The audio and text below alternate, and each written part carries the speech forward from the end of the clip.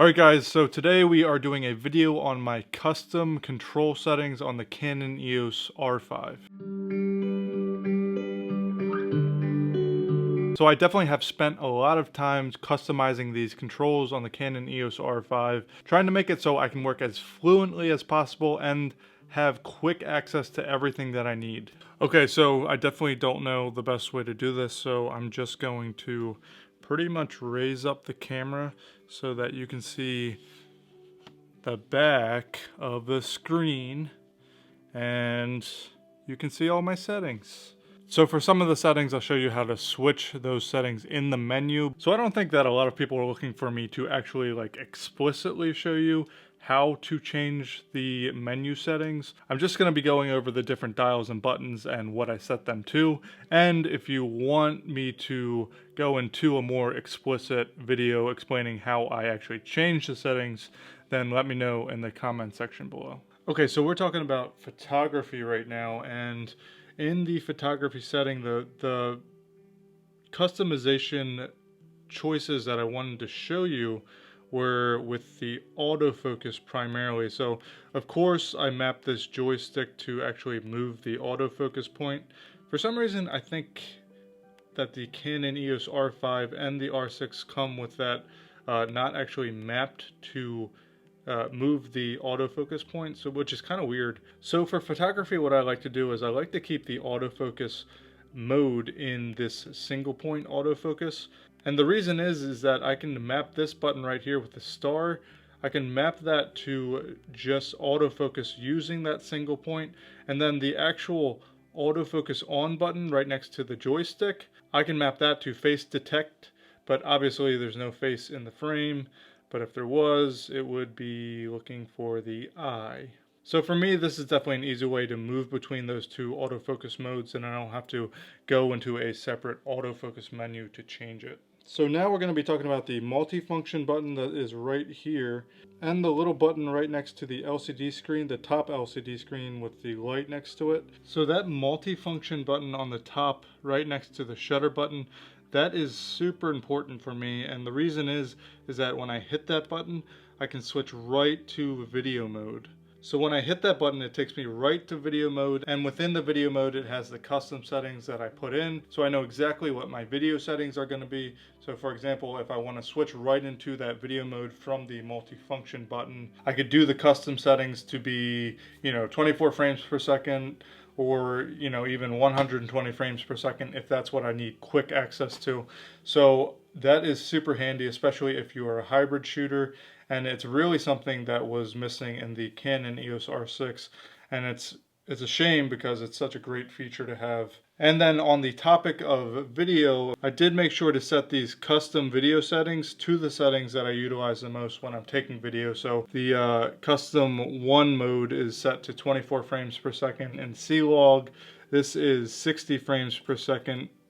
And the custom 3 mode is actually 120 frames per second in 4K.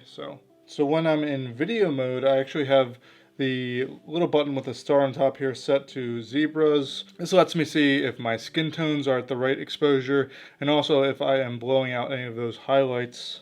And that's nice because you can set it so you can turn it on and off, and that way you don't always have to be shooting with the zebras on, which can be really distracting.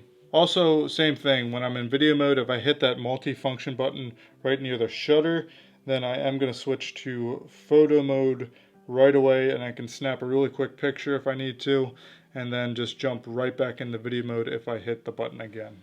And one more thing for video, when I am shooting manual focus, I do like to have focus peaking on along with that focus guide that is, a really awesome feature on the Canons, and makes it really easy to figure out if you are in focus in manual.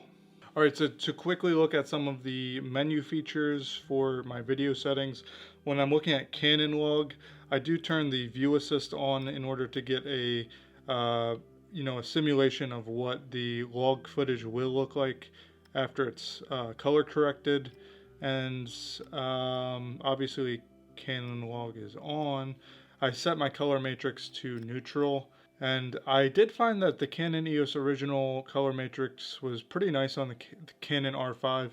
On the R6, I made a video about this, but the skin tones tend to turn really, really yellow if you turn it to EOS Original. But, you know, on the R5, it seems to be a little bit better, and I can make a video about that. But I actually just set it to neutral because I do think that the colors are a little bit more accurate. Let's see. Oh, this reminds me. So one thing about the custom white balance, it is really nice having that multifunction button next to the shutter button set to switch right to photos when you're in video mode, obviously, because you can take a quick photo of a gray card in order to set your white balance really quickly and then switch right back into video mode. So that is something that I found helpful when I was actually using this on a paid gig. Obviously, I am keeping the image stabilization mode on, even with the 15 to 35 RF lens. When I'm shooting wider, I know a lot of people kind of like try to stay away from having the image stabilization on because of that wobble effect, but I found that if you are on like a proper gimbal and the footage is stable enough, you're not really going to get that wobbling. So I keep that on just because I'm not really like vlogging a lot or doing a lot of handheld stuff when I am using that really wide lens. And I don't turn digital image stabilization on just because you know, I usually don't need it. I usually am using a gimbal or a tripod, and if I'm not, then I try to stay away from that, because if you turn it on, then you get a little bit of a degraded image quality in order to get the better stabilization.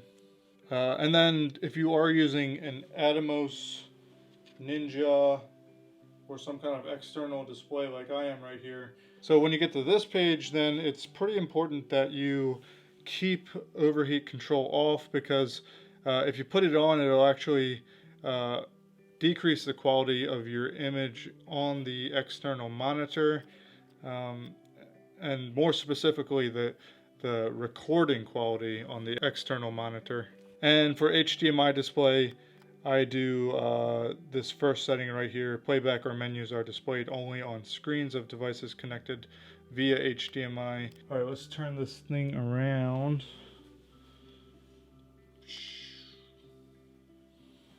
Okay, so actually you can't even see it because this lens is so massive.